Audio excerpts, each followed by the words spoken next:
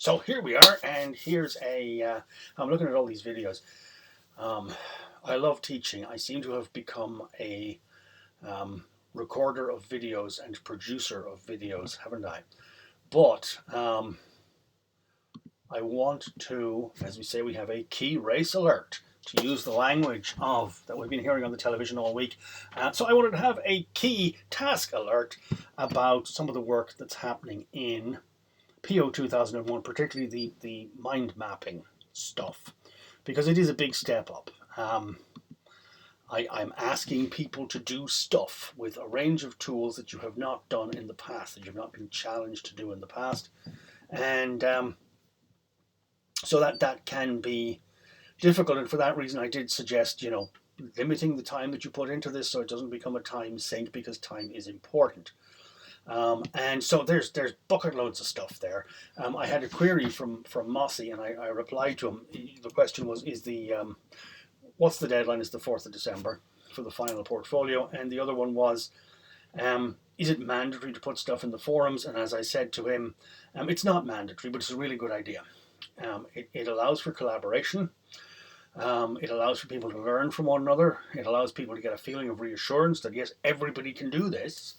It allows people to see the good ones and learn from the good ones and collaborate effectively. And I'm in favor of that, because the real world out there requires collaboration and teamwork, particularly when you're working online. So, and I appreciate that there are other departments and other staff in the university that cannot understand the difference between collaboration, and they see it as cheating. Okay, that's not how I work. Um, so, and the corollary, of course, of the whole learning from each other is that those of you who might not have done as well in one particular task can see what the good ones look like, and before you submit the final portfolio, you can indeed revise what you've done. And it's very good if you revise what you've done and put the weaker one and the revised one in, and I can see the two, and I can see evidence that you've done the work, and I can reward that. I'm just going to look at some of these. What I normally do, the normal cycle is when I set a task, we come into class the following week, I look at the discussion thread, I look at some of them, and I put up the good ones and see what's there. And I've gone through most of these, but I haven't necessarily managed to go through all of them. But there's some interesting ones. So because these are attached, they're going to open in preview, and I don't know where this is going to pop up on this screen. Here we go. So this is South Korea. It's a wonderful mind map. It's got the top levels of the article. It's got the main sections of the article. I can see these here. I can see, the main headings, the subheadings, the structure is clear, the progressive stuff is clear here. There's a link back to the original source, very well done. And then you have the detail down here for where you want to dig into it, right? This is good. Okay, I'm showing you good ones. This is a good one, okay? Done in the trial version of XMind. It's not surprising. It's perfectly adequate. As I said, the free versions of these are good. And if you like one, then you can, commit to it as a thing that you will use. I want you to remember this, because I've picked a couple to look at, right? This is the responses in the Republic of Korea. Now, if I am right, Korea, I thought that was Taiwan. Never mind. Let's go down here and find, we don't have to go too far. This is Hong Kong, okay? So, I didn't mean to open a new tab. Open preview again. Let me just shrink this down a little bit. So we had Korea. Here we have Hong Kong. This is where the merits of collaboration work, okay? So this is the image of the mind map exported as a PDF, but the underlying software, the underlying map could be shared. And here you have a different structure of argument. But again, it's good, top level structure here. Digging deeper into the points, not too many words. One thing that sometimes people do wrong is in these lower level sections, they have too many lumps of words, right? You want to reduce the words to the key ideas. And there's one or two. There's always one or two every year. People who would, for instance, take a lot of these responses just as something like this. would just be presented as just at this level, as a lump of text at this level and not broken down into the sub areas. So you want to watch that, avoid lumps of text, see how far you can break stuff down within a reasonable amount of time. Okay, but the other advantage here is, we've seen one on Taiwan, here's one on Hong Kong. If you were working together in groups on responses to COVID in Southeast Asia, then you could combine these two. And you can, here's a hand-drawn one. Hand-drawn is good. There's an argument that you should hand-draw your mind maps because it kind of preserves the muscle memory. And of course, if you've used it for a revision skill, then when you go into an exam, you can recreate the mind map very quickly, and that's your notes for the answer to the question. It's your essay plan. So I like doing it digitally because of reuse and sharing, but definitely the physical exercise is also useful. So what is this one? Now, this is also going to open in, it's going to download. At the end of the operation, you are going to have to get these into a single Word document, which means you're going to have to learn the art of combining images and PDFs from several different sources into one document. Okay, that is a challenge at the end, working out how to get all these things in one document, right, which will be about 10, 12 pages at most. And this, so here's the article.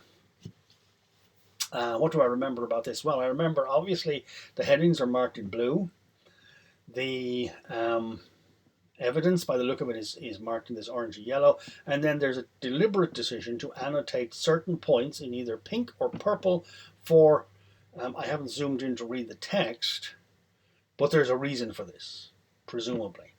And if I was to actually zoom in there and have a look at that text, I could probably figure out what the reason was. So here is evidence that somebody is thinking when they're reading.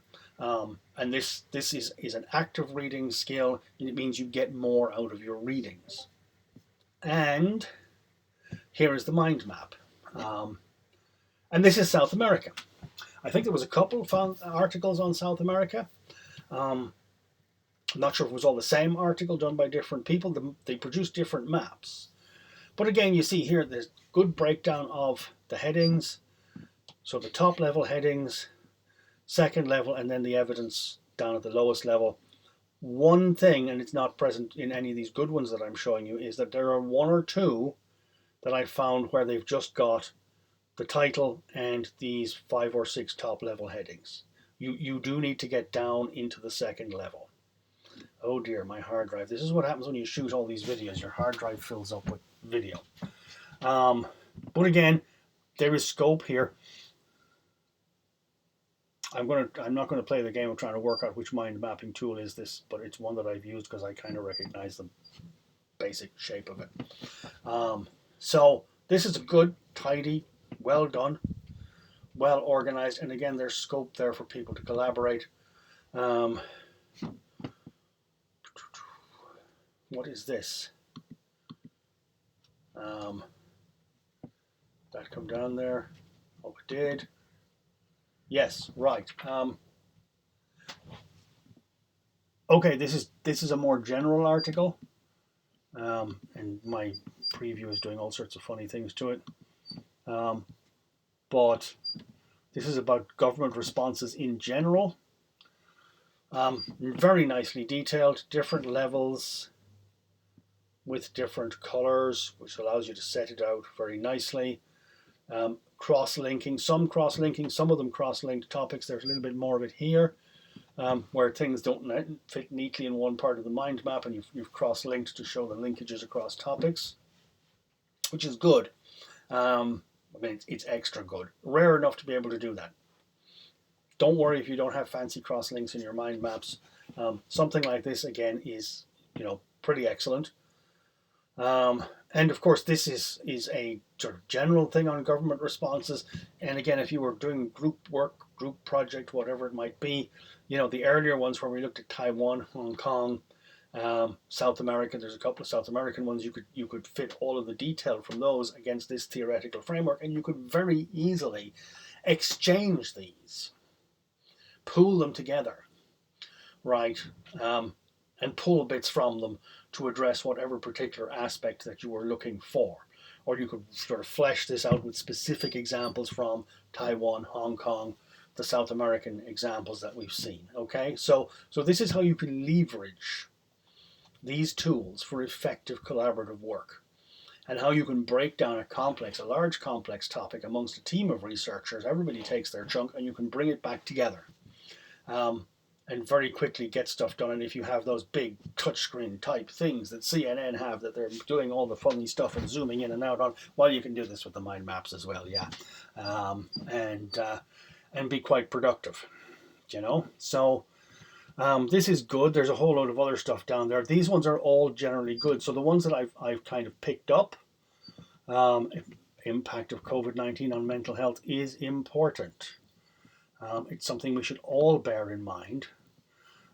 Pink and blue.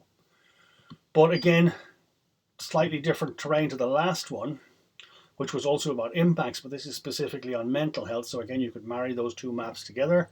And again, you've got the top level stuff, the second level. I don't know. There is a lot of words in these, but I don't see a logical way that these words could be broken down and reduced. Sometimes you just can't turn it into something short and snappy. In other cases you can, and you can come up with lists of action points and measures to be taken, and lists of effects, causes, effect on mental health, past experiences. And again, the past experiences thing there cross-references to Taiwan, where, of course, the previous experience of SARS was a hugely important issue. So what's happened here is that we've had a bunch of people who have gone out and found a whole range of different readings. Many more readings than you would probably have engaged with if I'd made up a huge reading list. Okay?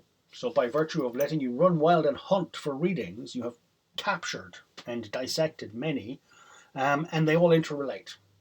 And they give a big, detailed, rich picture of the complexity of the issue, which you can then combine and work on. Now, we're not going to get to the writing something interesting part, unfortunately. Time does not allow us to do this.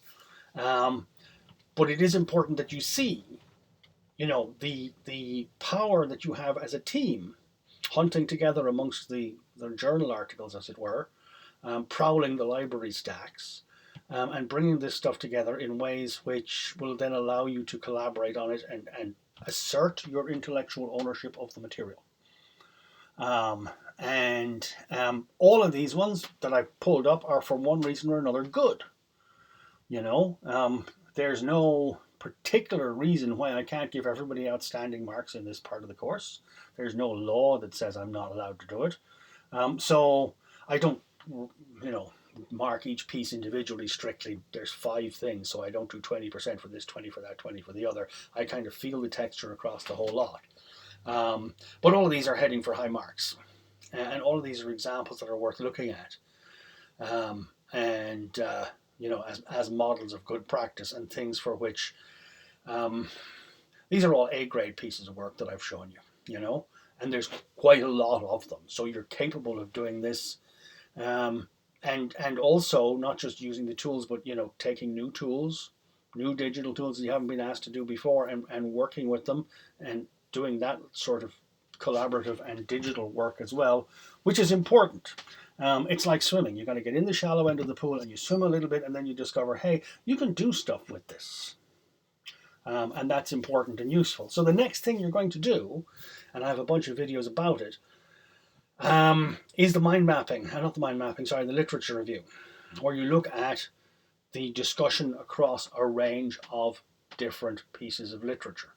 3 or 4 different articles, and what is the composite range of opinions. You know, there's someone did something about government reactions to lockdown. Somewhere is there in the list. I can't remember who did it. I couldn't fish it out now.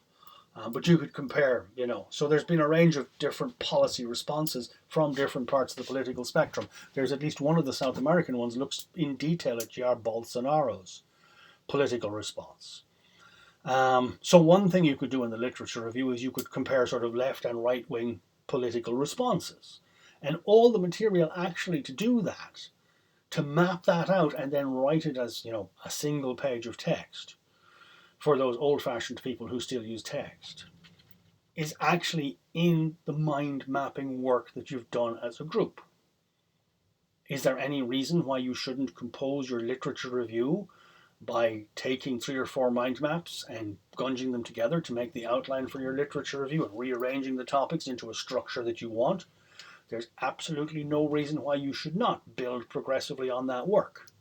And that would demonstrate the ability to, share, collaborate, reuse material. Because the important thing here is not just the writing of the words, it's the process of analyzing and moving stuff around. And it's the thinking process that's behind that is important. And you have the raw materials for a lot of that already done. So the next task, the literature review, you're not coming at it from a cold start. In fact, you're quite a long way into having the raw materials to get it done. You can take confidence as a group in that. So it's an awful shame we don't get to see one another in wherever it was. The Western Gateway building is where these classes usually happen. Aren't we glad we don't all have to trudge all the way down to the Western Gateway building? But there you go. But it'd be much more pleasant if we could go to the beach. And someday we'll all get to the beach. We may not all end up on the same beach, but we will get to the beach. And hopefully that will be fun and pleasant. And in the meantime, you're all doing mostly pretty well. And I'm confident that you will keep cracking on reasonably well. So the deadlines are there. A lot of the preliminary work for the other sections of my tasks is already laid and in place. And the submission box is ready. And I'm pretty sure we're doing fine. You're doing fine. I'm very happy with this. So I'm going to stop recording now and go downstairs and see if there's another key race update.